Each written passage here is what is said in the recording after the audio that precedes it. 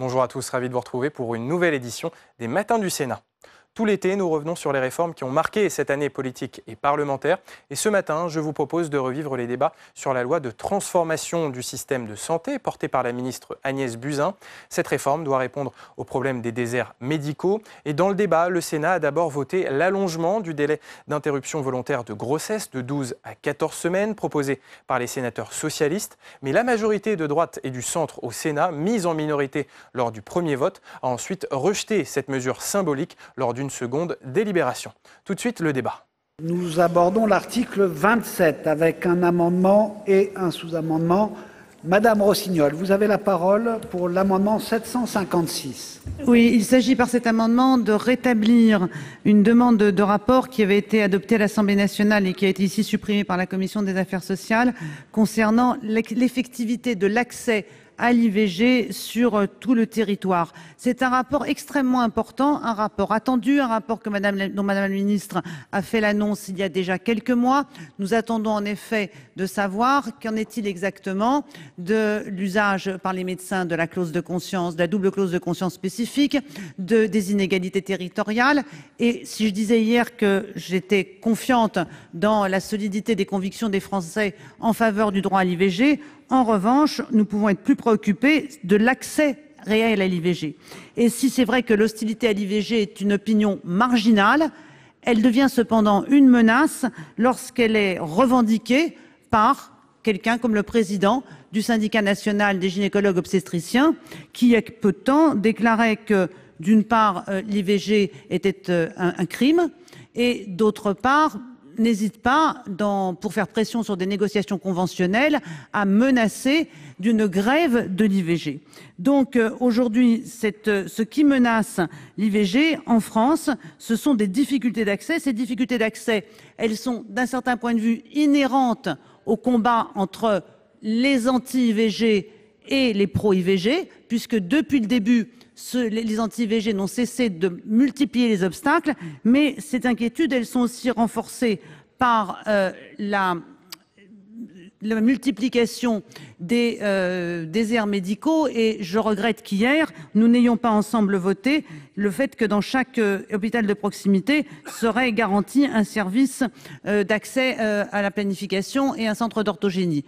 Ce droit à l'IVG, il est aussi menacé par le mépris ou le désintérêt d'un certain nombre de praticiens, de jeunes internes, de jeunes médecins qui pensent que l'IVG n'est pas un acte médical noble avec lequel ils vont pouvoir faire une belle carrière hospitalière. Donc c'est pour ça que je présenterai au cours des minutes qui viennent plusieurs amendements qui visent à renforcer, sécuriser le droit à l'IVG en France. Mais je commence par cet amendement numéro 756 qui est, à mon sens, il est indispensable que nous ayons ces données qui sont proposées dans le rapport et auxquelles, pour le moment, nous n'avons pas accès, faute d'être récollées et centralisées quelque part. Sous-amendement du gouvernement, Madame la ministre. Oui, je vais donner un avis favorable à cet amendement de Madame Rossignol, à la condition que vous acceptiez le sous-amendement du gouvernement. En réalité, pourquoi ? Parce que votre amendement va plus loin que le simple rétablissement de l'article 27 qui avait été adopté à l'Assemblée, puisque vous introduisez un champ d'investigation supplémentaire relatif à l'évaluation de l'éventuelle délivrance d'informations dissuasives qui relèvent de pouvoirs d'enquête et qui ne sont pas mobilisables dans les délais du rapport, puisque je me suis engagée à donner le rapport fin 2019. Donc, sous réserve du sous-amendement 824, qui est le simple rétablissement de l'article 27 adopté à l'Assemblée, avis favorable. Madame, monsieur d'abord le rapporteur. Non, parce que je voulais l'interroger sur est-ce qu'elle acceptait le sous-amendement, mais d'abord votre avis. Oui, merci, Monsieur le Président. Donc j'ai bien écouté Madame Rossignol et Madame la Ministre. Madame Rossignol a parlé d'un rapport annoncé par la Ministre. Madame la Ministre a confirmé l'annonce de ce rapport pour fin 2019. Dans ces conditions, nous n'estimons pas utile de mettre ça dans la loi. Bien.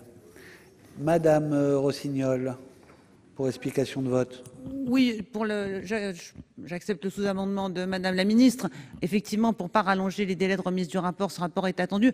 Pour autant, à un moment donné, il faudra qu'on essaye de savoir ce qu'il en est exactement des délits d'entrave et de l'application des différentes lois sur les délits d'entrave, y compris la dernière sur le délit d'entrave numérique, qui est devenu le principal délit d'entrave à l'œuvre. Très bien. Donc, on commence par le sous-amendement. Madame Cohen. Oui, j'interviens parce que le propos de dire à partir du moment où Madame la Ministre s'est engagée à faire ce rapport, c'est pas la peine de le mettre dans la loi, ce que vient de nous dire donc notre rapporteur, ça peut paraître effectivement logique. Sauf que il y a quand même quelque chose qui me semble important, c'est le positionnement des parlementaires que nous sommes par rapport à un droit, le droit à l'avortement. Or, on a déjà eu un débat hier et un certain nombre de propositions n'ont pas été retenues. Je pense que c'est important qu'il y ait un engagement de la ministre, ce qu'elle a fait devant nous, qu'il y ait un engagement des parlementaires, à la fois des députés, des sénatrices et des sénateurs. Donc, je pense que sur le fait de voter cet amendement pour qu'il soit inscrit dans la loi quand même, mes chers collègues, est toujours un point d'appui qui permet d'aller plus loin et d'avancer, et ça n'est pas un superflu quand il s'agit des droits des femmes. Madame Goulet. Oui, on va évidemment, j'ai voté cet amendement juste pour dire qu'il y a encore quelques semaines, aux Nations Unies, il y a eu une remise en cause du droit de l'avortement à l'Assemblée générale, au Conseil de sécurité, dans des conditions tout à fait inacceptables. Et donc, je crois qu'un rappel de plus, c'est pas un rappel de trop. Bien, donc, on commence par le sous-amendement du gouvernement. Qui est pour? Qui est contre? Qui s'abstient? Il est adopté. Donc, on vote sur l'amendement qui sera sous-amendé ainsi, de Madame Rossignol. Qui est pour? Qui est contre? Qui s'abstient? Il est adopté. Donc, l'amendement ainsi sous-amendé est adopté. Donc, et l'article 27 est aussi ainsi rétabli. 628 rectifié maintenant, après l'article additionnel 27. Madame Rossignol, vous avez la parole. Merci, Monsieur le Président. En France, chaque année, entre 3 000 et 5 000 femmes, l'estimation et la fourchette est un peu souple parce qu'il n'y a pas, là encore, de recollement des données. 3 à 5 000 femmes vont à l'étranger pour procéder à un avortement dit hors délai. Les délais d'IVG sont variables d'un pays à l'autre. Il y a même des pays dans lesquels il n'y a pas de délai. Et dans les pays dans lesquels il n'y a pas de délai légaux, on se rend compte que dans la discussion entre les femmes et les médecins et les demandes des femmes, on aboutit à peu près à la même moyenne de délai que dans les pays où il y a des délais légaux. Ceci dit, le fait de devoir encore aujourd'hui aller à l'étranger, d'abord, est une injustice et une inégalité sociale. Ça coûte un avortement à l'étranger. Deuxièmement, nous nous reposons sur les pays autour de nous et on est bien content qu'il y ait des pays autour de nous qui aient des législations plus souples ou différentes des nôtres pour pratiquer ces IVG hors délai. Et on ne peut pas se reposer sur les autres et être à la merci des législations des autres pays non plus là-dessus. Donc, après discussion avec de nombreux professionnels de santé, avec les médecins, avec les gens engagés dans la pratique des IVG, et après étude des différents délais dans les autres pays d'Europe, je signale que l'Islande vient d'adopter un délai de 22 semaines, qu'en Suède, le délai est de 18 semaines. Je propose qu'en France, nous assouplissions de 2 semaines le délai qui est aujourd'hui imposé et que nous accordions et que nous passions effectivement à 14 semaines de grossesse, c'est ce qui fait 16 semaines d'aménorrhée. Je crois que c'est nécessaire et ça ne portera atteinte à rien. Et par ailleurs, comme je l'ai dit à plusieurs reprises, il y a dans les difficultés de démographie médicale que nous avons aujourd'hui, et je reviendrai tout à l'heure sur les difficultés supplémentaires développées par les adversaires de l'IVG dans le système de santé, il y a des femmes qui ne peuvent pas accéder à l'IVG dans les délais qui sont imposés par la loi. Je vais être un peu ironique, mais je vais dire, voilà, si vous voulez interrompre une grossesse non désirée, vous avez intérêt à prévoir que cette grossesse non désirée ne tombe pas pendant les mois d'été dans beaucoup d'endroits. Juillet et août sont dans bien des endroits des mois dans lesquels l'IVG n'est pas accessible. Donc la souplesse d'un allongement des délais de 2 semaines permettrait de répondre à toutes ces difficultés. Avis de monsieur le rapporteur, enfin de la commission. Merci, Monsieur le Président. Selon les données de l'adresse en 2017, seulement 5% des IVG sont réalisés dans les 2 dernières semaines du délai légal, c'est-à-dire actuellement 12. Le véritable enjeu me semble donc résider moins dans le réexamen de ce délai et plus dans les efforts qui doivent être menés pour prévenir les situations d'urgence. À cet égard, la bonne information des patientes est fondamentale. Une fois leur décision prise, il est capital qu'elles puissent engager les démarches rapidement, car les délais de prise en charge peuvent en effet être longs dans certaines régions. Des progrès ont été réalisés pour réduire ces délais de prise en charge en facilitant l'orientation des patientes vers les structures pertinentes sur le territoire. Depuis la loi Touraine, certains centres de santé peuvent ainsi pratiquer des IVG instrumentales. En outre, le numéro national d'information rencontre une large audience pour accompagner les femmes concernées. Pour l'ensemble de ces raisons, plus d'informations d'abord, la Commission a demandé un retrait, sinon un avis défavorable. Même avis. Madame la ministre, même avis. Donc, Madame Cohen, vous avez la parole.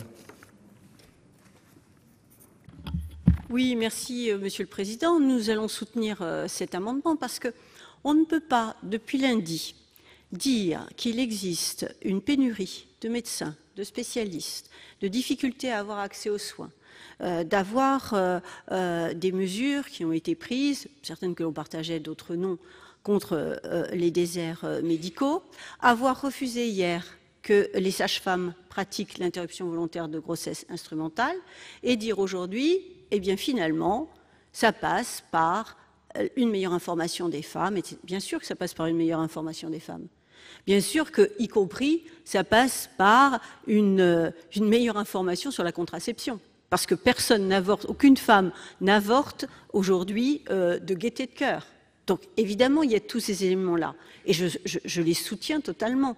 Mais on voit bien qu'au moment où nous parlons, dans la situation actuelle de notre système de santé, avec aussi l'état de la médecine et de ville et hospitalière, il est besoin d'avoir des mesures qui vont permettre, dans le cas de l'interruption volontaire de grossesse, à aider les femmes. Alors évidemment, il y a des chiffres qui disent 5% dans les dernières périodes, mais je ne pense pas qu'on puisse s'appuyer là-dessus pour dire l'allongement ne serait pas la bonne solution. Je pense que l'allongement n'est pas la bonne solution.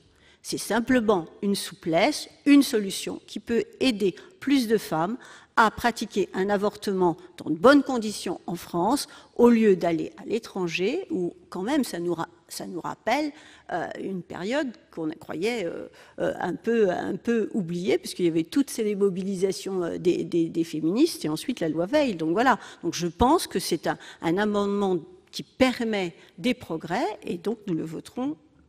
Nous le voterons. Monsieur Milon, vous voulez reprendre la parole? Oui, pour donner quelques précisions par rapport à ce qu'a dit Mme Cohen. Nous n'avons pas refusé hier les IVG instrumentales par les sages-femmes. On a dit que les sages-femmes n'étaient pas formées à faire des IVG instrumentales et qu'il fallait, avant de leur donner l'autorisation de le faire, les former. Et on a dit aussi que si elles pouvaient le faire, une fois formées, il fallait qu'elles le fassent sous la responsabilité de médecins spécialistes. C'est tout ce qu'on a dit. Donc pour l'instant, comme elles ne sont pas formées, on ne peut pas les autoriser. Le jour où elles seront formées, on verra si on les autorise. Mais on a bien dit, on n'a pas dit non. On a dit oui, peut-être, mais à la condition que. Donc Madame Goulet. Oui, Monsieur le Président, Madame le Ministre, à titre personnel, 14 semaines, c'est un sujet qui m'interpelle beaucoup, mais par solidarité à l'égard des femmes qui sont dans des situations difficiles pour toutes les raisons qui ont été exposées précédemment, et notamment le manque d'accès, comme l'a dit Laurence Rossignol tout à l'heure, moi je voterai cet amendement par solidarité. Madame Gréaume. Merci, Monsieur le Président. Je voulais intervenir par rapport justement au déni de grossesse. Il faut savoir quand même qu'il y a des personnes qui ne veulent pas accepter leur grossesse et malheureusement, quand ils les acceptent, il est trop tard pour avorter. Donc je pense que cet amendement peut aussi régler ces problèmes-là. Monsieur Laménie. Oui, merci Monsieur le Président, Madame la Ministre, chers collègues, très rapidement. Et je me rallierai, au vu des explications, à la position de la Commission. Bon, mais je peux comprendre tout à fait cet amendement que nous a présenté notre collègue qui connaît bien ces sujets, les collègues du groupe CRC qui le connaissent aussi, puisque je dirais un certain nombre d'entre nous font partie de la délégation aux droits des femmes, et c'est des sujets extrêmement sensibles qui sont particulièrement abordés. De l'autre côté, il est important de conserver, en tout état de cause, tous les moyens humains, notamment la présence des professionnels de santé ou autres. Mais au vu des arguments que Alain Milon, le président rapporteur, nous a fait part, et les interventions de Madame la ministre, je me rallierai à la position de la Commission des affaires sociales. Très bien. Donc, nous allons passer au vote. Mais allez-y, Madame Rossignol. Oui, je voulais dire plusieurs choses à propos des avortements hors délai. Et en particulier, il y a un vrai sujet sur les 2 semaines, parce que comme vous l'avez justement dit, Monsieur le Président, la majorité une faible minorité d'IVG ont lieu sur la dernière période, 5%. Et donc, par ailleurs, c'est encore moins, bien entendu, sur les périodes suivantes. Mais je veux bien qu'on dise il faut informer les femmes, mais tout n'est pas qu'une question d'information. Les 3/4 des IVG sont pratiqués sur des femmes sous contraceptif. Sous contraceptif, c'est-à-dire que les femmes qui ont recours à l'IVG, pour les 3/4, ne sont pas des femmes sous-informées. Ce sont des femmes pour lesquelles il y a eu soit une contraception qui n'a pas réussi, soit des accidents de contraception. Ces femmes-là sont largement informées. Et c'est pour ça qu'il y a également les dénis de grossesse. Les raisons pour lesquelles une femme se retrouve hors délai d'IVG ne tient pas simplement par le recours à l'information. Donc c'est pour ça que c'est important, à mon sens, de voter cet amendement pour les 2 semaines supplémentaires. Et quant aux sages-femmes, j'entends bien ce qui est dit, c'est-à-dire qu'on n'a pas voté hier l'amendement pour ouvrir les IVG instrumentales aux sages-femmes parce qu'elles ne sont pas formées, mais on n'a pas voté non plus l'amendement ou le sous-amendement qui dirait « nous allons engager maintenant la formation des sages-femmes sur l'IVG instrumentale, ce après quoi, dès la formation finie, elles pourront pratiquer des IVG ». Et ce n'est pas parce que ce n'est pas le domaine de la loi qu'on n'a pas voté ça. On n'a pas voté ça parce que ça n'a pas été proposé hier. Donc je maintiens ce qui a été dit hier. Il a été refusé l'extension de l'IVG instrumentale aux sages-femmes. On va voter, donc... vous êtes dedans ou dehors, Monsieur Jomier? Donc, voilà. Donc, nous allons voter. Qui est pour cet amendement?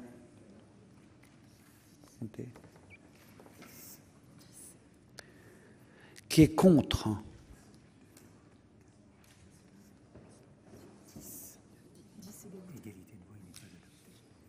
On va faire un assis debout. Il y a 10-10, mais j'ai un petit doute. Qui est pour? Levez-vous.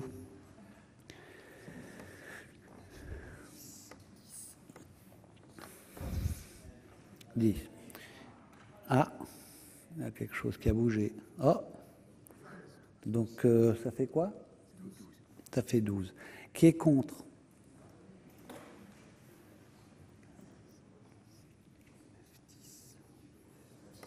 10. Cet amendement est adopté. Donc, nous passons, après l'article 27, à 3 amendements faisant l'objet d'une discussion commune. Amendement 349, Madame Cohen, vous avez la parole. Merci, Monsieur le Président. Donc, comme nous l'avons déjà souligné, en France, une femme sur 3 recourt à une IVG au cours de sa vie. En 2015, 218 100 interruptions de grossesse ont été réalisées en France, un chiffre stable depuis 2006, selon la Direction de la recherche, des études, de l'évaluation et des statistiques, l'adresse. Depuis l'adoption de la loi du 17 janvier 1975, dite loi Veil, l'accès quand même à l'IVG reste difficile, voire l'est de plus en plus. Les obstacles sont nombreux. Je réitère ici le fait qu'il y a eu en 10 ans 130 fermetures de centres d'interruption volontaire de grossesse, manque de professionnels formés, on vient de le dire, site de désinformation contre lequel d'ailleurs on a lutté et on a adopté des mesures, entraves physiques, discours culpabilisateurs et moralisateurs par des mouvements réactionnaires. De plus, l'article L. 2212-8 du Code de la santé publique stipule qu'au-delà de la clause de conscience générale s'appliquant aux médecins pour tout acte médical, l'IVG est concernée par une clause de conscience spécifique. Des exemples récents: absence d'IVG à l'hôpital de Bailleul à la Flèche, faute de médecins, propos tenus par le président du syndicat national des gynécologues obstétriciens, ont montré que le recours à cette double clause est important et peut, dans ce contexte de pénurie de médecins, de structures, être un obstacle supplémentaire. Qui plus est, elle est injuste. Parce que si on la comprend pour aboutir à un consensus au moment du vote de la loi Veil en 1975, on ne la comprend plus aujourd'hui. Vous savez, mes chers collègues, qu'un praticien qui ne veut pas exercer un droit il y a une clause de conscience, de droit commun qui fait qu'il ne commettra pas cet acte. Donc, il n'est pas besoin de renforcer par rapport à l'interruption volontaire de grossesse. Il y a déjà cette possibilité pour les médecins de ne pas pratiquer l'acte qu'ils ne souhaiteraient pas adopter. Donc pourquoi encore faire une mesure d'exception dès qu'il s'agit finalement pour les femmes de disposer de leur corps? C'est pourquoi nous demandons la suppression de cette double clause de conscience qui est vraiment attendue par toutes les militantes et militants féministes et qui serait un progrès, qui montrait notre évolution. On est quand même en 2019, mes chers collègues. Très bien. Madame Rossignol, pour votre amendement 735. Oui, qui est un amendement identique à celui de Madame Cohen. Aujourd'hui, le Parlement européen, dans une résolution récente, constatait qu'on observait en Europe une augmentation du nombre de médecins refusant de pratiquer des avortements dans les États membres.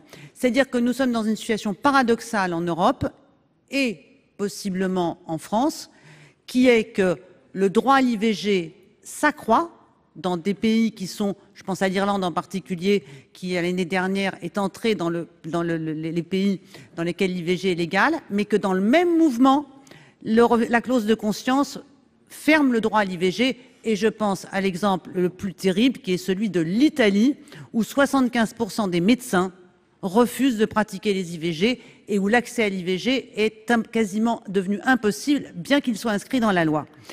En France, la clause de conscience spécifique, je le rappelle à tous nos collègues, vient s'ajouter à la clause de conscience générale prévue dans le Code de déontologie qui garantit à tous les soignants une possibilité de refuser de faire un acte médical avec lequel ils seraient en désaccord.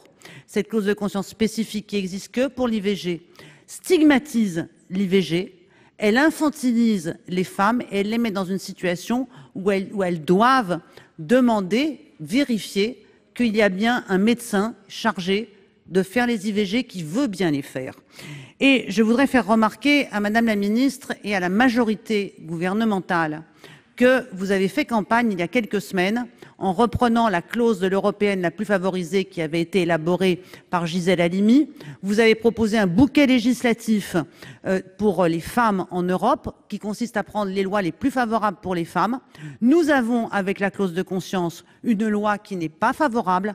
Or, en matière de droits des femmes, parce que vous vous y êtes engagé aux élections européennes et parce que c'est le rôle de la France, nous devons donner l'exemple et être un point d'appui pour les autres pays européens.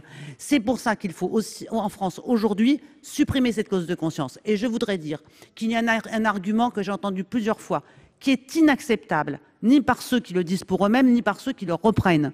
C'est celui qui voudrait que les médecins, si on les obligeait à faire des IVG, se vengent en maltraitant les femmes. Cet argument-là n'est pas acceptable. Il est contraire au serment d'Hippocrate, il est contraire au code de déontologie. Ceux qui le disent, ceux qui l'utilisent, se couvrent de honte et nous ne devons pas valider cet argument et je ne peux pas l'entendre de la part de gens qui, par ailleurs, défendent l'accès des femmes à l'IVG.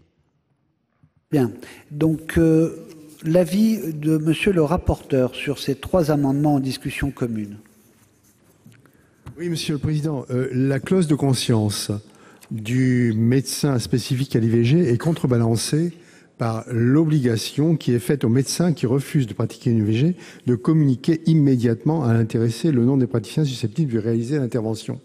Supprimer cet alinéa serait alors contre-productif, puisqu'un médecin pourrait toujours refuser, en application de la clause de conscience générale, de pratiquer une IVG, mais n'aurait plus, dans la configuration proposée par les amendements 349 et 735, l'obligation de rediriger la patiente vers un autre professionnel ou une autre structure.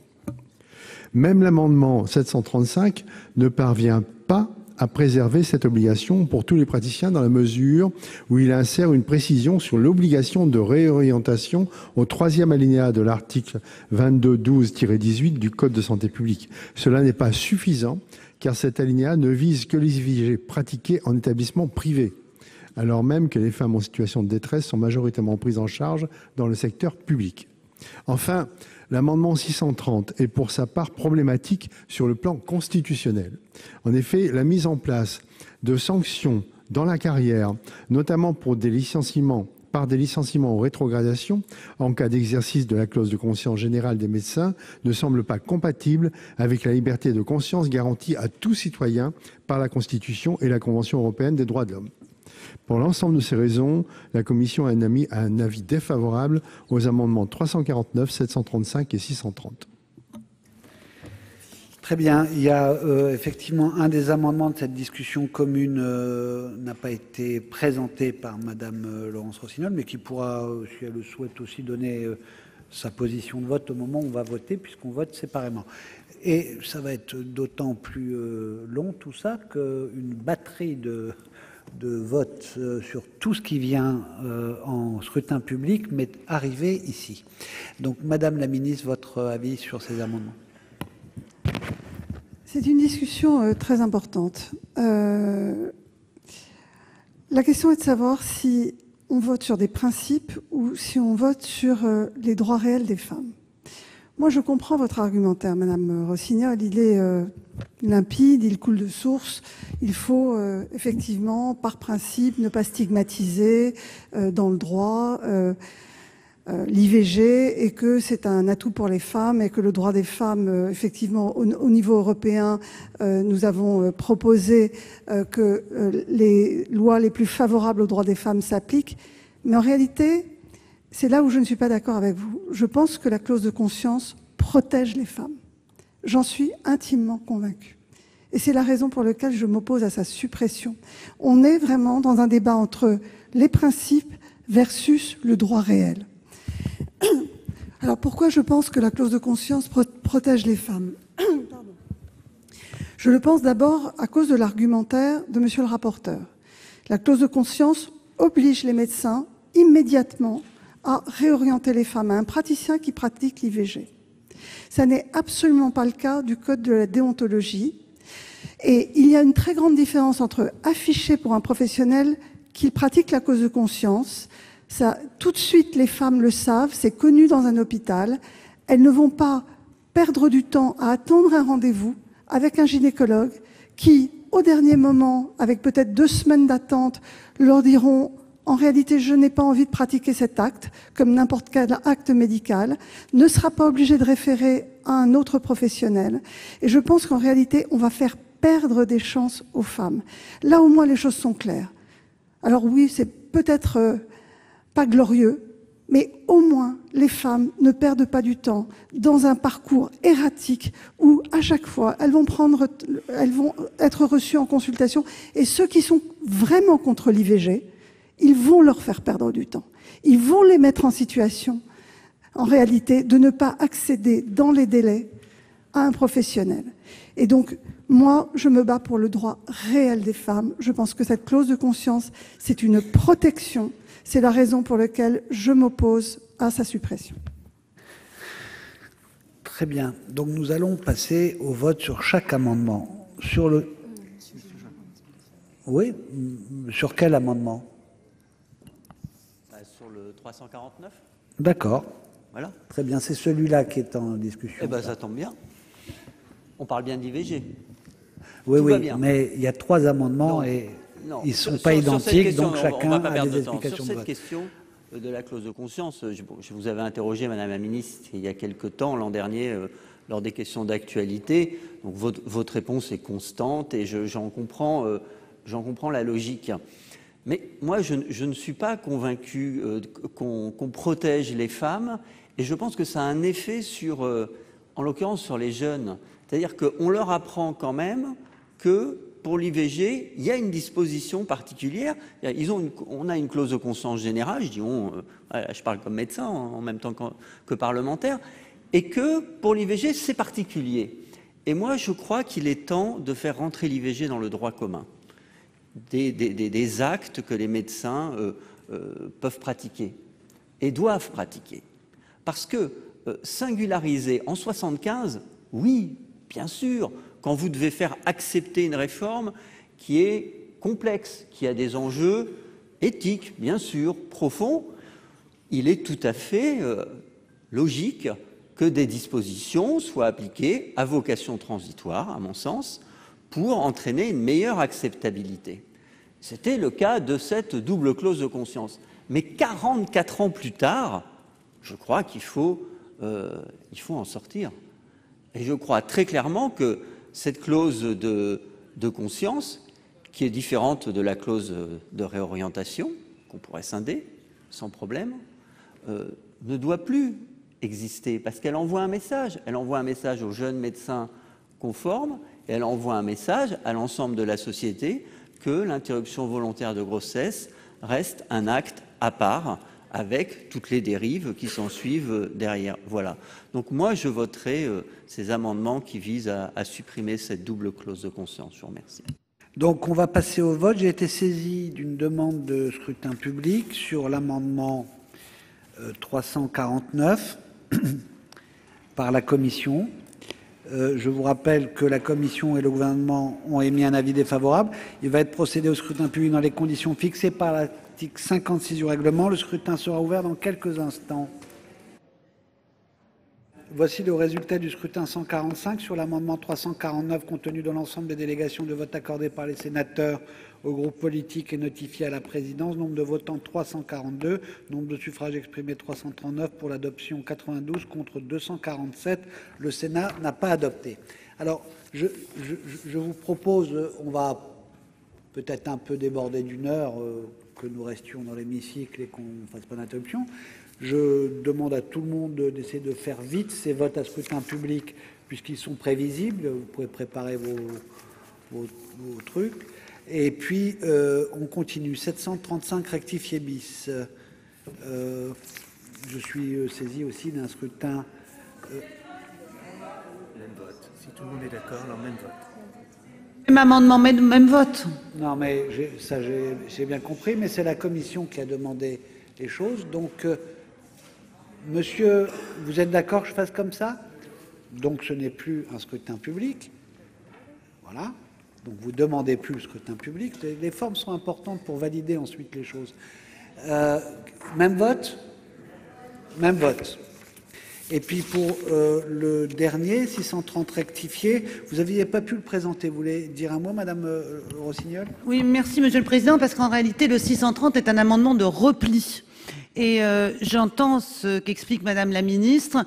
J'ai pas le même point de vue que Madame la Ministre, parce que c'est la comparaison avec les pays dans lesquels il n'y a pas de clause de conscience qui me permet d'être plus sereine que vous aux conséquences de l'abrogation de la clause de conscience spécifique à l'IVG. Cet amendement-là, il vise justement, je crois qu'il va dans le sens de ce que expliquait Madame la Ministre tout à l'heure, c'est-à-dire garantir, sécuriser les femmes et ne pas leur faire perdre de temps, puisqu'il prévoit qu'un médecin ayant refusé de pratiquer une interruption volontaire de grossesse au titre de la double clause de conscience spécifique ne peut pas être nommé responsable d'une structure interne, service ou unité fonctionnelle. C'est quoi l'idée? Si vous êtes gynéco-obstétricien, que vous êtes opposé à l'IVG, vous ne pouvez pas être chef dans un service d'obstétrique quand vous êtes opposé à l'IVG.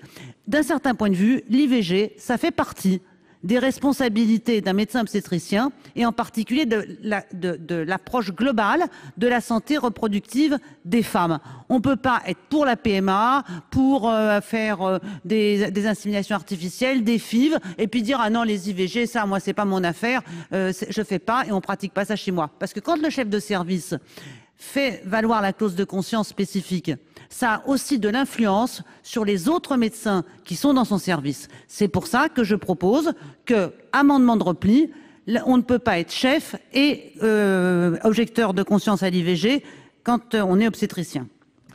Donc, de toute façon, vous avez donné votre avis déjà, vous ne l'avez pas présenté. Vous voulez reprendre la parole? Non. C'est le même vote? Ou si... Si, elle a répondu aussi tout à l'heure. Bon, Madame la ministre, vous aviez dit que vous étiez défavorable. Elle s'était exprimée en amont sur... C'était une discussion commune, en fait. Donc, est-ce que vous voulez que je reproduise le même vote? Même vote? Tout le monde est d'accord? Donc, monsieur le rapporteur, donc il n'y a pas de scrutin public, on me dit le même vote. Donc, même vote. Après l'article 27, 629 rectifié, Madame Rossignol. Oui, je pense que cet amendement-là devrait peut-être recueillir un avis favorable de Madame la ministre, puisque tout à l'heure, vous nous expliquiez que vous étiez préoccupée de ce que les femmes... Vous voulez faire un point d'ordre, Madame la ministre? Maintenant, après? Vous disiez tout à l'heure que vous étiez préoccupée de ce que les femmes ne perdent pas de temps. Pour qu'elles perdent le moins de temps possible, il faudrait peut-être avoir à un moment donné la liste des médecins objecteurs de conscience. Ça fait des années que je la cherche. Ça fait des années que je m'adresse partout à l'ARS, dans des services du ministère de la Santé. On ne trouve pas cette liste actualisée des médecins refusant de pratiquer des IVG au titre de l'objection de conscience. Donc je propose que, par la loi, nous édictions l'idée que cette liste doit être élaborée. Madame la ministre. Merci, Monsieur le Président. Dans le rapport qui a été demandé, justement, on essaye de vérifier de la lisibilité des dispositifs. Donc, dans ce qui a été demandé aux ARS, notamment pour essayer d'évaluer l'accessibilité des femmes à l'IVG, il y a cette question de savoir si la clause de conscience apparaît clairement dans les hôpitaux, s'ils ont cette donnée, etc. Soit c'est très clair et les services de gynéco savent à qui ils doivent adresser les femmes et pas les adresser, ça ne nécessite pas d'être inscrit dans la loi. Soit, effectivement, ça manque de clarté, ce que je ne crois pas, puisqu'ils sont en train de nous faire... Mais forcément, quand vous êtes adressé à un gynécologue et que vous demandez à venir pour un avortement, à la consultation, on vous répond ces médecins-là ne pratiquent pas l'IVG et ces médecins-là pratiquent. Donc, c'est clair dans les services. Ça fait partie du rapport, ça vous sera présenté en fin d'année, raison pour laquelle je suis défavorable. Et on a sauté, monsieur le rapporteur, qui a... Vous m'avez sauté, Président. Même avis. C'est le même avis. Même avis. Hein. Donc, Madame Cohen, pour explication de vote. Oui, c'est un débat très intéressant et les arguments qui sont échangés le sont tout autant. Mais là, moi, j'y vois une contradiction. Parce que Madame la ministre nous dit, et c'est logique et ça peut être vérifié, quand une femme téléphone à un service, demande une consultation pour un avortement, le secrétariat lui répond, écoutez, en gros, ce médecin ne pratique pas cet acte. Donc c'est clair, c'est net. Or, pour l'amendement précédent, quand on a expliqué que donc il était nécessaire de supprimer la double clause de conscience, on a dit ah non, ça va...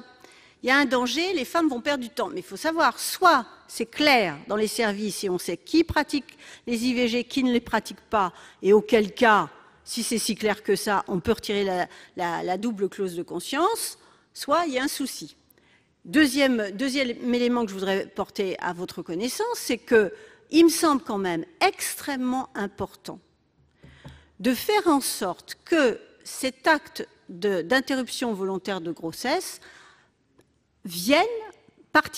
fasse partie du droit commun. Je crois que quand même, entre le vote de la loi et aujourd'hui, il s'est écoulé beaucoup de temps. Donc, à un moment donné, les médecins sont responsables de leurs actes, qui ne pratiquent pas certains actes, bien, il faut que ça soit clair et donc sur une liste. Et moi j'ai quand même le sentiment qu'à chaque fois que nous posons des problèmes autour de la santé des femmes, autour des droits des femmes, et singulièrement au niveau de l'interruption volontaire de grossesse, il y a une telle timidité, une telle prudence que ça bloque quand même l'évolution des droits des femmes. Alors je peux comprendre je peux en comprendre les raisons, mais je trouve qu'au bout d'un moment, il faut quand même prendre des décisions. Depuis lundi, on prend des décisions qui sont extrêmement importantes pour l'avenir de notre système de santé. Eh bien, il faut peut-être que de temps en temps, on soit un peu plus ambitieux et un peu plus courageux, et que, au niveau des parlementaires, eh bien, on prenne un certain nombre de mesures pour l'interruption volontaire de grossesse. Saisi d'une demande de scrutin public. Là, on n'est pas en discussion commune, donc on va le faire, ce scrutin. Je vous rappelle qu'il y a... Madame la ministre, allez-y. Vous voulez... Je demande 2 minutes de suspension de séance, si c'est possible. C'est vraiment fini dans 5 minutes, hein, là. Justement, je voudrais avoir une suspension de séance avant le dernier amendement. Si alors, pas de problème. C'est 2 minutes. Ces 2 minutes sont accordées.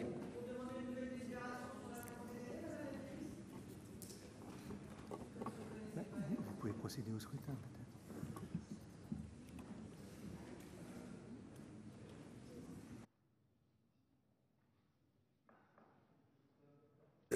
D'ailleurs, je ne peux pas, pendant la procédure de vote, interrompre. Hein. Donc on vote, et puis il y aura l'interruption. Voilà. Donc on vote. C'est le scrutin public. Le scrutin est ouvert.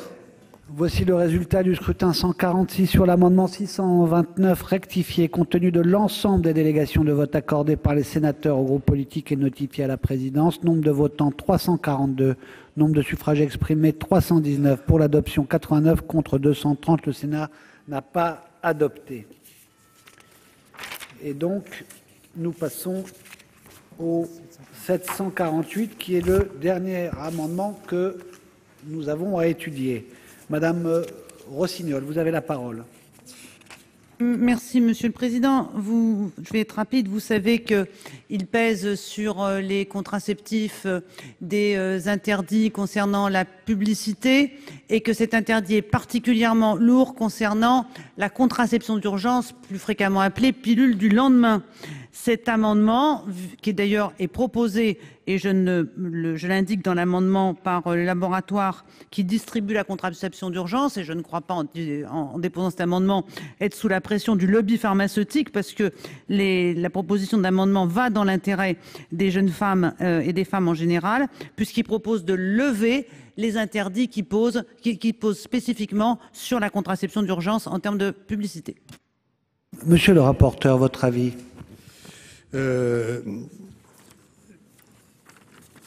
D'abord, je reconnais donc que Madame Rossignol a bien parlé, que c'était le laboratoire qui produit ce médicament qui a demandé à ce que ce soit pris en publicité.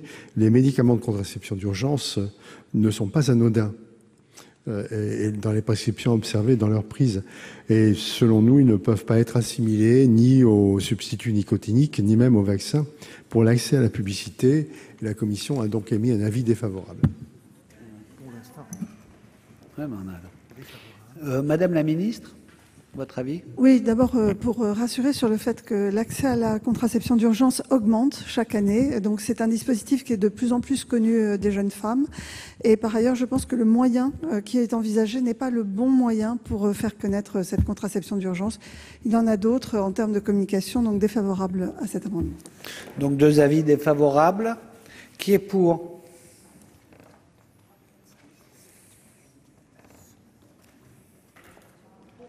Ben oui, levez les mains. Non, mais c'est pour les compteurs, hein, c'est pas pour moi. Qui est contre?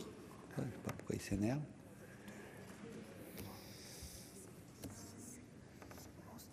Il est rejeté.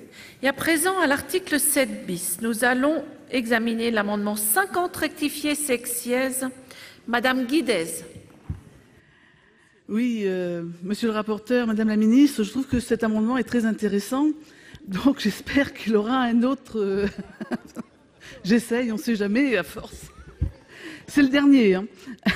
Donc à ce jour, les infirmiers peuvent effectuer certaines vaccinations sans prescription médicale et peuvent aussi renouveler, sous certaines conditions, les prescriptions datant de moins d'1 an de médicaments contraceptifs oraux. Le présent amendement a pour objectif d'élargir ce droit. Ainsi, il vise à permettre à ces professionnels de renouveler certaines prescriptions dans un cadre sécurisé de médicaments dont la liste est fixée par un arrêté du ministre chargé de la Santé sur proposition de l'Agence nationale de sécurité du médicament et des produits de santé. De ce fait, il s'inscrit dans une logique de simplification du parcours de soins. Le patient pourra voir son ordonnance renouvelée sans retourner voir son médecin par le biais de son infirmier qui se rend par exemple chez lui dans le cadre de sa mission de soins à domicile. Il s'agirait notamment de médicaments traitant des douleurs légères à moyennes, comme des antalgiques périphériques. Enfin, une telle mesure permettrait de réduire l'impact de la désertification médicale sur les territoires ruraux, les coûts de transport pour les citoyens, carburant, tickets de transport, etc., et générerait en somme une source d'économie pour l'assurance maladie en évitant une consultation du médecin. Je vous remercie. Monsieur le Président, quel est l'avis de la Commission ? Madame la Présidente, les infirmiers ont aujourd'hui la possibilité de renouveler les prescriptions qui datent de moins d'1 an de médicaments contraceptifs oraux. Étendre ce droit de prescription à d'autres médicaments comme des antalgiques sans prévoir l'information du médecin traitant paraît à la Commission plus discutable. Cela pourrait plus relever du rôle du pharmacien dans le cadre du dispositif du pharmacien correspondant visé à l'article 7 quater du projet de loi. C'est donc une demande de retrait ou à défaut un avis défavorable. Et l'avis du gouvernement, Madame la Ministre. Merci Madame la Présidente. De manière générale, vous le savez, les infirmiers ne sont pas autorisés à prescrire des médicaments compte tenu des responsabilités et des incidences importantes que cela implique et au regard des compétences acquises au cours de leur formation. Alors évidemment, nous partageons les préoccupations qui sont l'objet de votre amendement parce que nous avons absolument besoin de dégager du temps médical. Nous sommes persuadés également que les infirmiers peuvent être des acteurs de premier recours très importants. Des évolutions récentes ont permis d'aller plus loin sur la capacité de prescription des infirmiers. Je voudrais les rappeler quand même. L'article 7 bis, suite à l'examen du texte par la Commission des affaires sociales, permet à l'infirmier d'adapter certains traitements à condition que celui-ci intervienne dans le cadre d'un exercice coordonné et sur une liste de traitements fixée après avis de la HAS. Par ailleurs, le droit de prescription a été reconnu pour les infirmiers de pratique avancée qui devraient sortir des écoles et des masters l'année prochaine. Ces infirmiers de pratique avancée se voient déléguer sous certaines conditions des compétences relevant du champ médical et il devient possible dans ce cadre pour eux d'être autorisés à prescrire des produits de santé non soumis à prescription médicale obligatoire et à renouveler ou adapter des prescriptions médicales. Il nous semble donc que ces évolutions encadrées telles qu'elles le sont aujourd'hui sont suffisantes et donc nous sommes défavorables à cet amendement. Madame Guidez, vous retirez cet amendement ? Oui, je vois que ce n'est pas mon jour, donc je le retire.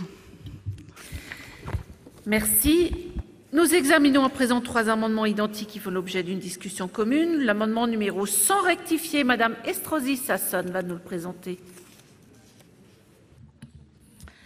Alors cet amendement vise à étendre les compétences des infirmiers afin de répondre aux besoins des patients, mais également aux nouveaux enjeux de santé publique en leur permettant de prescrire certains médicaments. Alors que le projet de loi vise à transformer le système de santé, il paraît donc logique d'apporter des modifications de fond attendues par les professionnels de santé et les patients en assouplissant le cadre légal existant dans la prescription. Cette mesure de bon sens s'adresse essentiellement aux infirmiers libéraux et permettra un meilleur suivi des pathologies diagnostiquées par les médecins et une meilleure prise en charge de la douleur. L'arrêté ministériel que prévoit l'amendement devra, en amont de sa publication, permettre de consulter l'ensemble des sociétés savantes concernées afin de déterminer une liste acceptée par les professionnels de santé qui sera bien entendu limité aux besoins exprimés dans les territoires transmis par les ordres. La Cour des comptes formule la même recommandation pour le cadre hospitalier, à savoir déléguer plus d'actes afin de répondre aux problématiques de démographie médicale. Merci. Un amendement 248 identique au précédent. C'est M. Daudigny qui va nous le présenter. Merci Madame la Présidente, Madame la Ministre. L'amendement est identique. Je ne reprends pas les éléments qui viennent d'être présentés par ma collègue la sénatrice Madame Estrosi Sassone. Je voudrais souligner 2 points. Dans cette réorganisation que nous envisageons de la médecine de ville, de la médecine ambulatoire, 2 éléments sont particulièrement intéressants, les pharmaciens et les infirmiers ou infirmières. Les pharmacies constituent aujourd'hui un réseau qui continue de mailler les territoires et en particulier les zones rurales. Les infirmiers ou les infirmières sont des acteurs de santé qui se rendent au domicile des patients et qui sont donc au contact de leur vie quotidienne. Le second élément que je veux indiquer, c'est que le cadre de l'exercice infirmier aujourd'hui ne correspond pas en réalité aux actes qui sont accomplis. Certains actes sont conditionnés dans les textes à l'existence d'une prescription préalable d'un médecin, mais sont dans la réalité réalisés sans prescription par l'infirmier qui en informe le médecin. D'où cet amendement qui propose donc d'élargir le champ d'activité des infirmiers et infirmières et qui reprend en partie donc une recommandation de la Cour des comptes. Je vous remercie. Et un 3e amendement identique, le 412 rectifié bis, c'est M. Antiste qui nous le présente. Merci Madame la Présidente, Madame la Ministre. Amendement sensiblement pareil à celui de mes collègues. Il vise donc à assouplir le cadre légal d'exercice des infirmiers. Ainsi, l'infirmier pourra par exemple prescrire les examens de contrôle du patient diabétique dont il assure le suivi. La dépose des dispositifs médicaux que les infirmiers prescrivent déjà serait également facilitée. Cette mesure sera source de simplification pour les professionnels autant que pour les patients et source potentielle d'économie pour l'assurance maladie. Cette couverture sera encadrée par arrêté. Monsieur le Président, quel est l'avis de la Commission sur ces 3 amendements identiques? Madame la Présidente, ces amendements étendent de manière un peu large, même trop large, le pouvoir de prescription d'infirmiers, y compris en dehors d'un exercice dans le cadre d'une prescription médicale. Cette évolution nous apparaît trop vague pour l'instant dans sa portée. La profession d'infirmier connaît déjà des évolutions intéressantes dans le sens d'une plus grande économie avec l'exercice de pratiques avancées. Madame la ministre en a parlé tout à l'heure. Voyons déjà comment ces pratiques se mettent en place, comment les professionnels s'organisent entre eux, et nous pourrons revoir ensuite ces nouvelles possibilités proposées. En attendant, la Commission a émis un avis défavorable à moins d'un retrait. Madame la Ministre, quel est l'avis du Gouvernement? Même avis. S'il n'y a pas de demande d'explication de vote, je vais mettre aux voix ces 3 amendements identiques. Je vais faire voter les 3 ensemble. Avec 2 avis défavorables, qui est pour leur adoption?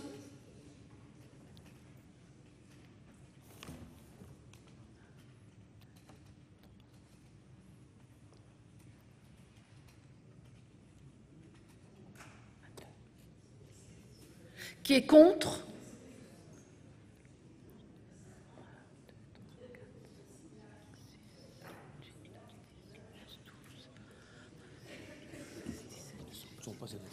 Ils ne sont pas adoptés. À présent, nous examinons l'amendement 277. Madame Cohen. Cet amendement est très simple et propose de compléter la liste de ce que peuvent prescrire les infirmiers et les infirmières et de l'étendre aux antalgiques de palier 1, tels que le paracétamol par exemple. En effet, l'article 7 bis propose d'autoriser les infirmiers et infirmières à prescrire des dispositifs médicaux qui existent en vente libre. Les antalgiques de palier 1 sont également déjà disponibles en vente libre et pourraient donc être également prescrits par les infirmiers, ce que demande la Fédération nationale des étudiants en soins infirmiers. Il serait d'ailleurs relativement ironique, pour ne pas dire ubuesque, que des patients puissent s'en procurer dans des supermarchés, alors que des professionnels de santé ayant un enseignement de pharmacologie pendant 3 ans ne pourraient les prescrire. Rappelons que l'acte de prescription permet également de sensibiliser le patient sur son usage, sur les dosages et les dangers éventuels ou les effets indésirables. Trop souvent, ces médicaments apparaissent presque anodins et les patients ignorent leur toxicité. Ouvrir ce médicament à la prescription des infirmières-infirmiers aujourd'hui permettrait donc de sécuriser leur utilisation et surtout de faire un relais d'orientation du patient vers le médecin pour éviter des retards de diagnostic de certaines pathologies, parfois camouflées par une prise d'antalgique non encadrée. Par ailleurs, on connaît toutes et tous ici la caractéristique de la France en termes de surconsommation de médicaments et cela pourrait également avoir un effet bénéfique sur cette surconsommation. Enfin, cet élargissement de compétences pour ces professionnels de santé correspond, nous semble-t-il, à la philosophie de ce que vous souhaitez mettre en œuvre, Madame la Ministre, notamment par cette loi ou plus largement avec votre plan Ma Santé 2022, en permettant à différentes catégories de professionnels d'avoir plus de responsabilités, de délégation de tâches, et ce, afin de fluidifier les parcours des patients. Je pense que ça va tout à fait dans ce sens. Merci. Monsieur le Président, quel est l'avis de la Commission ? Je viens de discuter avec mon voisin qui est pharmacien. Il m'a un petit peu appris comme ça ce que c'était que les médicaments de palier. Moi qui étais médecin, je ne le connaissais pas. Cela dit, il reste que, d'après ce qu'il m'a dit, les médicaments de palier 1, ça pourrait être le paracétamol, l'ibuprofène, des choses comme ça, qui sont par ailleurs en vente libre, mais sous contrôle quand même du pharmacien qui peut dire à son patient si ce médicament ou l'autre est bon pour lui. Et d'autre part, mon voisin pharmacien m'a dit que ces médicaments, finalement, étaient très peu en vente et que les gens n'en profitaient pas, comme il m'a dit, pour en bouffer en permanence. Donc, je vais donner un avis de retrait, une demande de retrait, sinon un avis défavorable, pas moi, mais la Commission. Madame la Ministre, quel est l'avis du gouvernement ? Même avis. Je vais mettre Madame Cohen, je vous en prie, pour explication de vote. Mais on va le maintenir parce que je ne comprends pas, à partir du moment où c'est en vente libre, c'est pas sur prescription médicale, Alors, excusez-moi, sans ordonnance. Non, mais vous avez raison, il faut employer les bons termes et je remercie mes collègues pharmaciennes et pharmaciens de parfaire mon éducation. Et donc, je veux dire par là qu'à partir du moment où ça peut être donc acheté ou vendu sans prescription particulière, il me semble intéressant de proposer aux infirmières ou aux infirmiers qui pourraient, ce que j'ai dit dans mon propos, encadrer, conseiller, accompagner, ce que font d'ailleurs effectivement un certain nombre de pharmaciens et de pharmaciennes, j'en dis ce qu'on ne vient pas, mais je ne vois pas là où est le problème. Donc c'est pour ça qu'on le maintient. Je vais mettre aux voix cet amendement avec 2 avis défavorables. Qui est pour son adoption? Qui est contre? Il n'est pas adopté. Nous examinons à présent 3 amendements qui font l'objet d'une discussion commune. Le 433 rectifié terre, c'est Madame Berthet qui va nous le présenter. Oui, Madame la Présidente, je vous remercie. Madame la Ministre, cet amendement prévoit d'ouvrir la possibilité aux puériculteurs et puéricultrices de prescrire des dispositifs médicaux de soutien à l'allaitement. La Haute Autorité de Santé a affirmé dans son avis du 15 janvier dernier, je cite, qu'une extension de la prescription des tire-laits aux infirmières puéricultrices pourrait être envisagée dans la mesure où elles participent déjà à l'accompagnement à l'allaitement. Et je précise qu'elles n'ont pas ce droit de prescription ouvrant au remboursement. En effet, le Code de la santé publique précise que l'infirmière titulaire du diplôme d'état de puéricultrice dispense en priorité les actes de surveillance du régime alimentaire du nourrisson. Le diplôme d'état de puéricultrice est délivré aux titulaires d'un diplôme d'infirmier ou sage-femme ayant validé une formation spécifique. Aujourd'hui, parmi eux, seules les sages-femmes ont l'autorisation de prescrire des tire-laits.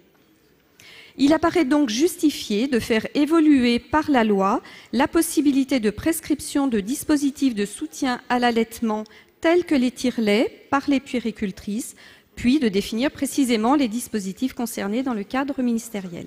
Je vous remercie. Nous examinons le 101 rectifié. Madame Estrosi Sassone. Madame la présidente, c'est le même amendement. Je voudrais simplement, pour compléter ce que vient de dire ma collègue, qu'à une période où on encourage effectivement l'allaitement maternel et qu'on veut le promouvoir en France, où la pratique malheureusement a tendance à diminuer, l'Organisation mondiale de la santé recommande effectivement un allaitement exclusif jusqu'aux 6 mois de l'enfant minimum pour son développement physique et cérébral, et met bien sûr en lumière les bienfaits pour les mères, comme l'illustrent de nombreuses études médicales internationales. Donc il me semble que cet amendement va dans ce sens-là et est de nature à favoriser et à inciter les jeunes mères à faire de l'allaitement maternel. Et pour un amendement identique, le 308 rectifié, Madame Cohen. Non, Madame Gréaume. Merci Madame la Présidente. Alors, les centres de protection maternelle et infantile PMI, les parents, les puéricultrices prodiguent beaucoup de conseils, notamment au sujet de l'alimentation du bébé. Il semble donc logique de leur permettre de prescrire les dispositifs de soutien à l'allaitement. Les actes dispensés en priorité par une infirmière titulaire du diplôme d'État de puéricultrice mentionnent la surveillance du régime alimentaire du nourrisson. Madame la ministre, vous avez répondu à nos collègues députés qu'il existe moins d'une centaine de puéricultrices libérales en France et que cette disposition ne facilite que faiblement l'accès aux soins. Cependant, comme nous ne partageons pas le même avis, nous avons décidé de déposer cet amendement. Merci. Monsieur le Président, quel est l'avis de la Commission sur ces amendements? Madame la Présidente, l'article L. 4311-1 du Code de la santé publique fixant les compétences des infirmiers leur permet déjà de prescrire des dispositifs médicaux lorsqu'ils agissent sur prescription médicale. La modification souhaitée pourrait donc être résolue par une adaptation d'arrêté ministériel fixant la liste des dispositifs médicaux concernés.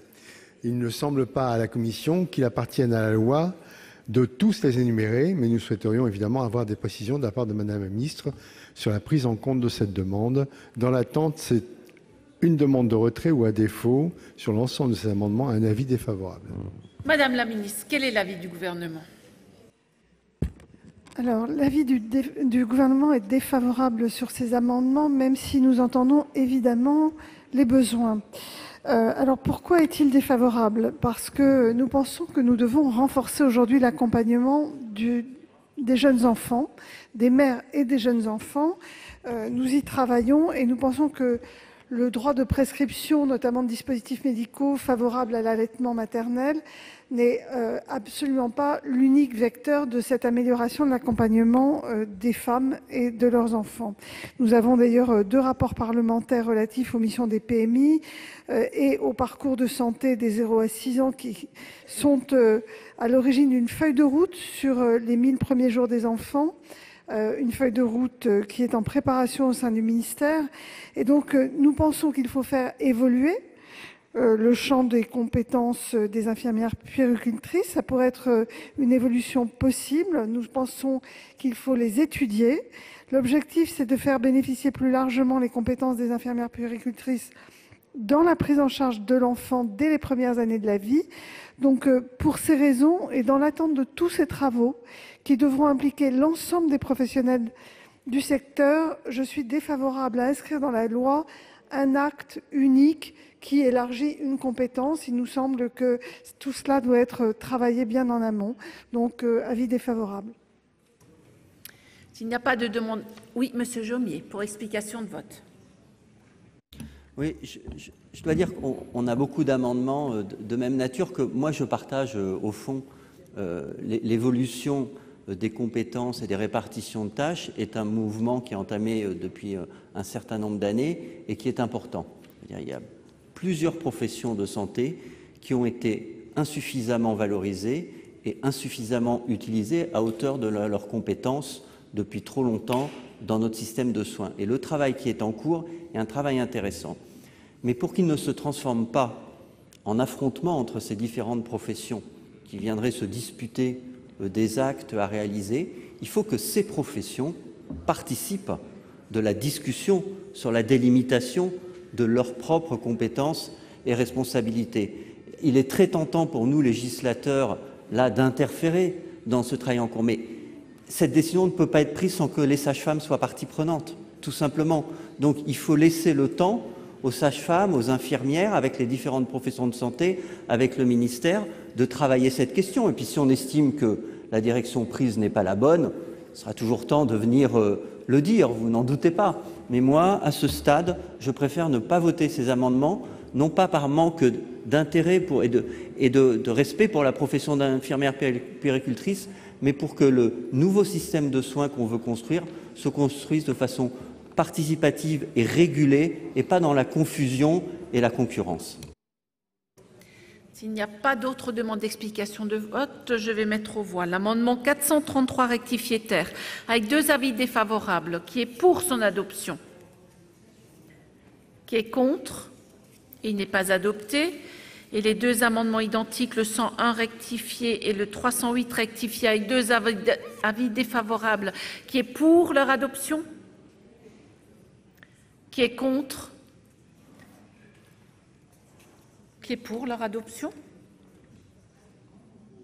Pour?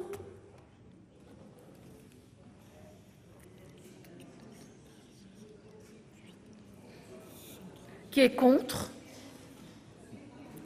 Non, non.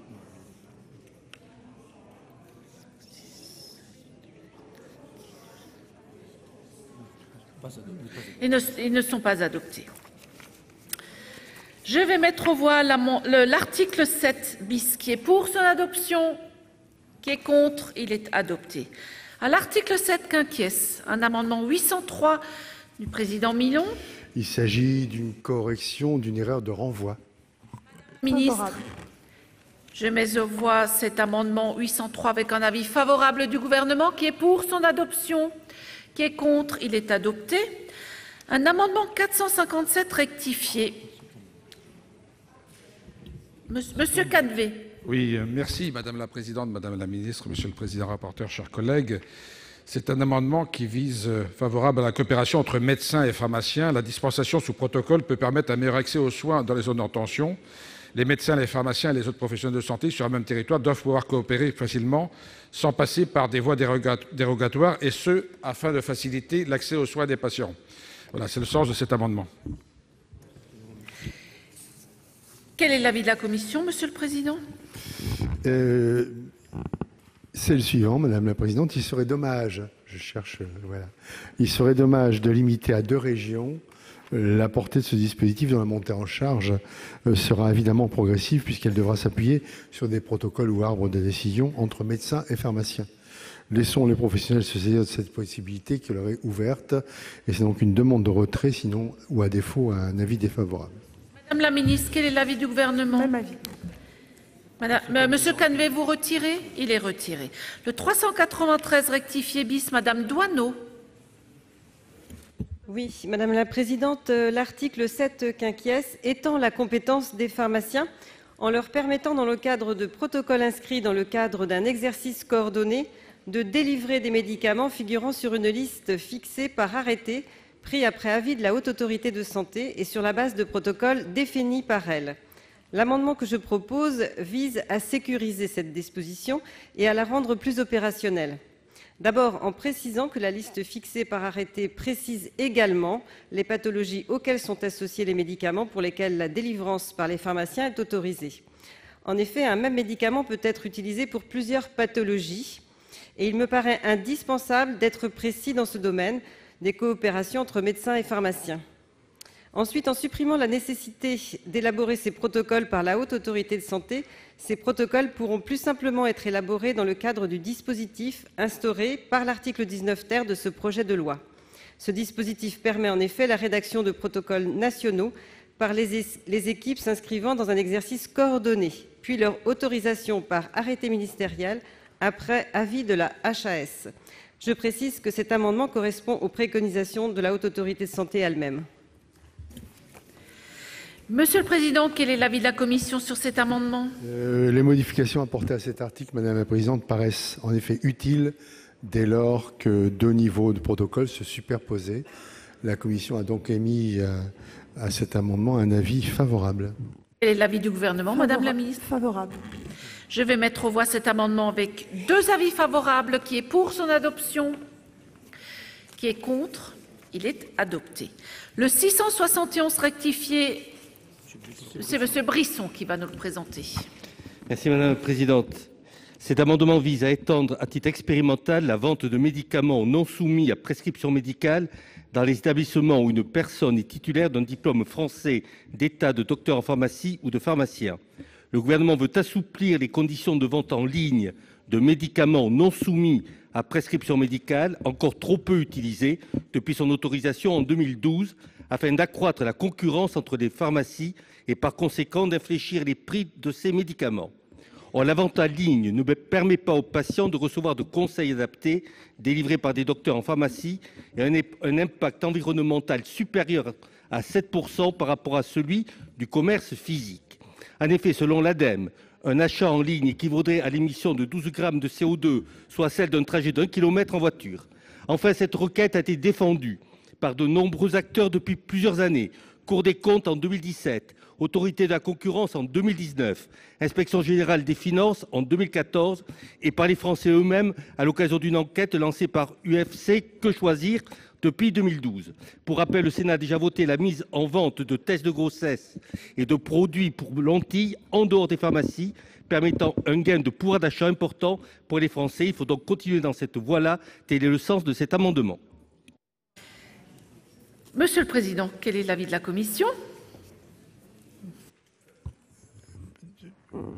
D'abord, je voudrais dire que, bon, je le dirai après.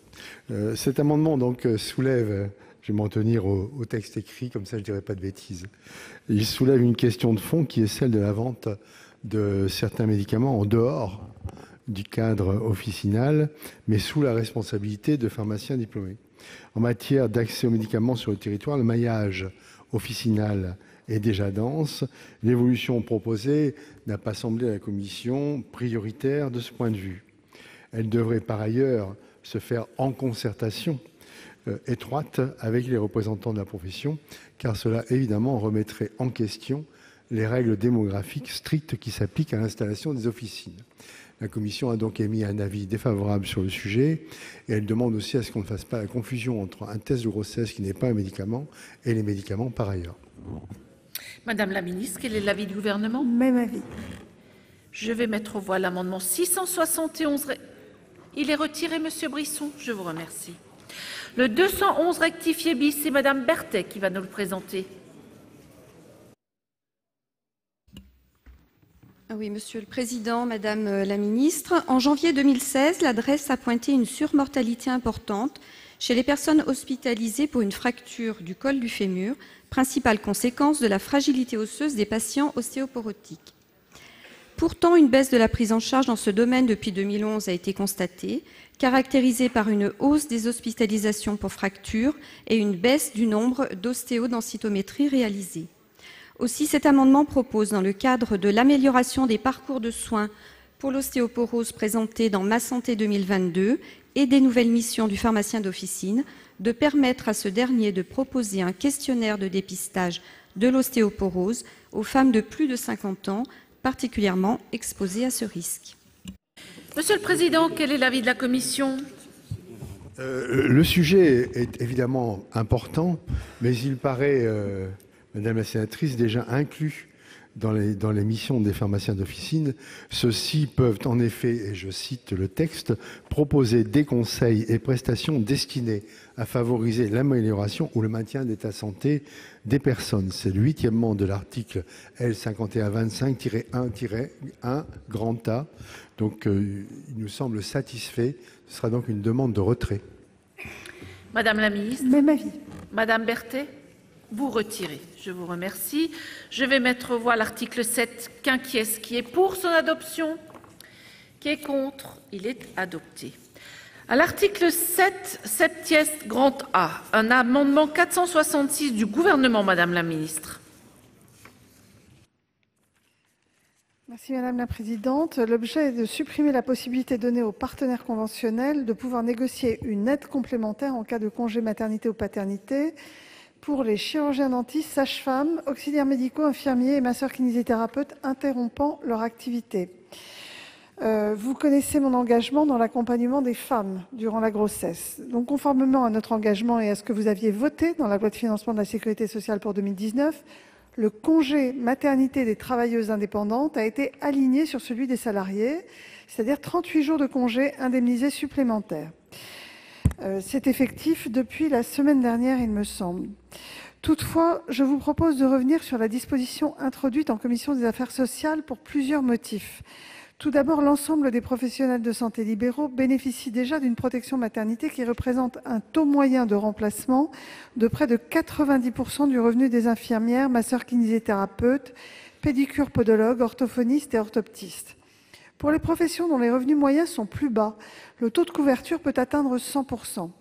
Ce régime permet ainsi aux professionnels concernés de percevoir un montant pouvant aller jusqu'à 9 600 € durant leur congé. À titre de comparaison, le taux de remplacement moyen des revenus d'un médecin était inférieur à 60%. C'est pour cela que la loi de financement de la Sécurité sociale pour 2017 a prévu une aide financière conventionnelle complémentaire à l'indemnisation par l'assurance maladie obligatoire pour l'ensemble des médecins libéraux interrompant leur activité en cas de maternité, paternité ou adoption. Cette aide a pour objectif de favoriser l'installation des jeunes médecins, notamment dans les zones sous-denses, et de renforcer l'attractivité de l'exercice libéral pour les jeunes médecins qui s'installent plus tard et moins souvent qu'avant. L'objectif de cette aide est donc spécifique à la démographie des médecins libéraux et aux difficultés d'accès aux soins qui caractérisent cette profession. Et donc, pour toutes ces raisons, je propose un amendement de suppression de cet article. Monsieur le Président, quel est l'avis de la Commission ? Cet article a été adopté par la Commission dans un souci d'équité par rapport à ce qui est prévu pour les médecins. Et donc la Commission, cette fois-ci, a émis un avis défavorable à l'amendement du Gouvernement. Je vais mettre aux voix l'amendement du Gouvernement avec un avis défavorable de la Commission. Qui est pour son adoption? Qui est contre? Il n'est pas adopté. Je mets aux voix l'article 7 septies grand A. Qui est pour son adoption? Qui est contre? Il est adopté. Nous poursuivons avec l'examen d'amendements à l'article 7 sexies bis, le 464 du Gouvernement, Madame la Ministre. Merci, Madame la Présidente. L'objet du présent amendement, c'est d'appliquer en Outre-mer les modifications apportées à l'article L4161-1. Donc, l'article 7 sexies B a pour objet d'ouvrir la possibilité aux pharmaciens de prescrire certains vaccins. En particulier, il modifie l'article du Code de la santé publique relatif à l'exercice illégal de la médecine pour y déroger. Cet article est aujourd'hui applicable à Wallis et Futuna et il convient donc de prévoir que la nouvelle version qui résultera de la présente loi y sera également applicable. C'est donc un amendement technique d'application outre-mer. Monsieur le Président, l'avis de la Commission? C'est un avis favorable. Je vais mettre aux voix l'amendement du Gouvernement avec un avis favorable de la Commission. Qui est pour son adoption? Qui est contre? Il est adopté. Je mets aux voix l'article 7 sexies grand B. Qui est pour son adoption? Qui est contre? Il est adopté. Nous examinons l'article 7 sexies grand C. Un amendement 638, Madame Sollogoub. Merci Madame la Présidente. Si vous permettez que je présente les deux amendements en même temps, comme ils se suivent. J'ai bien compris que concernant la santé visuelle, un grand chantier allait être entamé et en effet, dans cette attente, Madame la Ministre, vous préférez ne pas prendre de décision pour l'instant. Néanmoins, étant donné l'urgence, c'est vrai que ces deux amendements proposent pour le premier que les orthoptistes puissent renouveler simplement les prescriptions de verres et de lentilles dans le cas, sauf indication contraire du médecin. Et pour le second, ils proposent que les patients puissent avoir accès à l'orthoptiste sans prescription médicale. Alors, je pense que dans le chantier de santé visuelle qui va être entamé, forcément, les orthoptistes auront des compétences élargies parce que ce sont quand même les professionnels formés qui se trouvent au plus près des ophtalmologistes. Donc on peut imaginer, on pourrait imaginer que ces mesures ne soient que des petites ouvertures par anticipation au vu de l'urgence de la situation pour les patients. Voilà, je vous remercie. Madame Sollogoub, vous pouvez nous présenter également le 605 rectifié bis? Mais en fait, je l'ai fait parce que le 605 rectifié bis propose, lui, que les patients puissent avoir accès... Tout à fait. Pardonnez-moi. Merci. Monsieur le Président, quel est l'avis de la Commission sur ces deux amendements? Madame la Présidente, merci. L'article 7, section C, issu d'un amendement qui a été adopté par l'Assemblée nationale, entendait poursuivre le mouvement d'extension des compétences des auxiliaires médicaux de la filière visuelle, en l'occurrence les orthoptistes.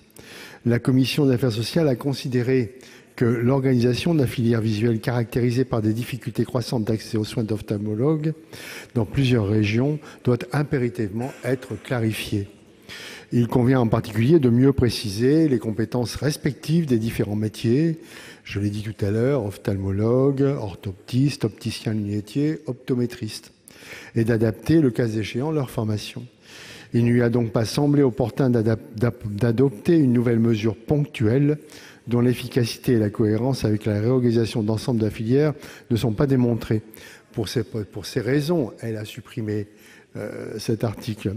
Et donc, elle émet logiquement, dans sa logique à elle, un avis défavorable. Je donnerai quelques explications supplémentaires ensuite. Pour ce qui est du 605 rectifié bis, par cohérence avec la position adoptée par la Commission à l'article 7 section C, concernant également les orthoptistes supprimés par la Commission, c'est un avis défavorable. Nous souhaitons, encore une fois, privilégier une réflexion globale sur la filière visuelle. J'ai évidemment, comme vous, reçu des tas de messages, des tas de mails d'orthoptistes, y compris d'orthoptistes amis, qui n'ont pas compris la position de la Commission des affaires sociales du Sénat. Ça n'est pas une mesure de rétorsion ou une mesure de protection, une mesure de rétorsion vis-à-vis des orthoptistes ou de protection vis-à-vis des ophtalmologistes. C'est simplement une demande qui a été faite depuis plusieurs années, sur laquelle nous avions eu une promesse de mettre en place une loi visuelle qui clarifierait l'ensemble des métiers. Évidemment, devant l'urgence, la position de la Commission des affaires sociales peut ne pas être comprise, sauf que si on joue par petites touches, on donnera ça cette année aux orthoptistes. L'année prochaine, on n'aura pas fait encore la loi visuelle, donc on donnera ça aux opticiens lunetiers parce qu'il manquera d'ophtalmologistes. Et puis une autre année, on dira, ben tiens, les ophtalmologistes se sont réunis, comme ils l'ont fait chez moi en Vaucluse, et où maintenant le délai de consultation et d'obtention de rendez-vous est, en cas de difficulté majeure, de 3 semaines maximum. Donc on donnera ça aux ophtalmos parce qu'ils vont évidemment dire qu'on donne trop aux orthoptistes, trop aux optométristes, trop aux opticiens qui ont déjà la possibilité de mettre des lunettes en place avec une ordonnance datant de 3 ans. Donc il y a des choses à faire, c'est une évidence. Ces choses peuvent-elles être faites par petits points comme ça de temps en temps? Je n'en sais rien, j'estime que non. C'est pour ça qu'il y a un avis favorable de la Commission. Si le Sénat en décide autrement, tant mieux pour lui. Au moins, il fera plaisir aux orthoptistes. Mais je ne suis pas sûr qu'il sera efficace pour autant dans la mise en place d'une loi sur le visuel. Madame la ministre, quel est l'avis du Gouvernement?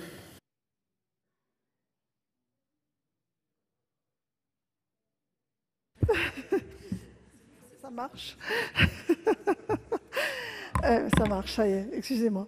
L'avis du gouvernement, c'est qu'effectivement, nous devons travailler sur cette filière visuelle, que nous mettons en place une mission. Nous souhaitons que l'ensemble des professionnels se rencontrent, se parlent et décident de comment nous pourrions mieux organiser cette filière, mieux définir les responsabilités des uns et des autres, sachant qu'en plus, les ophtalmologistes sont très difficiles d'accès aujourd'hui sur nos territoires. Donc, en raison de cette mission, je donne un avis défavorable au deuxième amendement, c'est-à-dire le 605. Par contre, et par souci de cohérence, je vais donner un avis favorable au 638, parce qu'en réalité, cet amendement permet de supprimer une inégalité qui n'a pas lieu d'être entre les opticiens, qui ont cette possibilité d'adaptation des lunettes, et les orthoptistes, alors que ces derniers sont tout autant légitimes, eu égard à leur formation, de participer au parcours du patient. Donc, il est évident que cette simple mesure d'ajustement ne suffirait pas et ne pourrait pas être considérée comme de nature à achever toutes les dispositions à prendre pour repenser la filière. Donc ça ne préjuge en rien d'une réorganisation ultérieure. Donc il y a une mission défavorable pour l'amendement 605, favorable pour le 638. Madame Sollogoub, je vous en prie. Oui, je vous remercie, Madame la Ministre. En effet, il ne s'agit pas pour nous de céder à la pression d'un quelconque lobby ou de compliquer un travail qui va être compliqué et qui va être assez fin de répartition de tâches entre des professionnels de santé, mais néanmoins de prendre en compte aussi le lobby principal, enfin la pression principale qui vient des patients, parce que quand on est âgé, qu'on doit attendre pendant 1 an un rendez-vous chez un ophtalmo pour faire renouveler, dans la Nièvre, c'est le cas. Voilà, il y a eu un reportage il y a peu sur BFM, on a difficilement accès à un ophtalmo. Alors bon, enfin en tout cas, je vous remercie beaucoup, Madame la Ministre, d'entendre. C'est au moins le rééquilibrage pour la prescription des lunettes. Madame Sollogoub, est-ce que vous retirez le deuxième, le 605 vous conservez les deux? Je conserve les deux. Très bien. Je vais mettre aux voix l'amendement 638 avec un avis défavorable de la Commission et un avis favorable du Gouvernement. Qui est pour son adoption?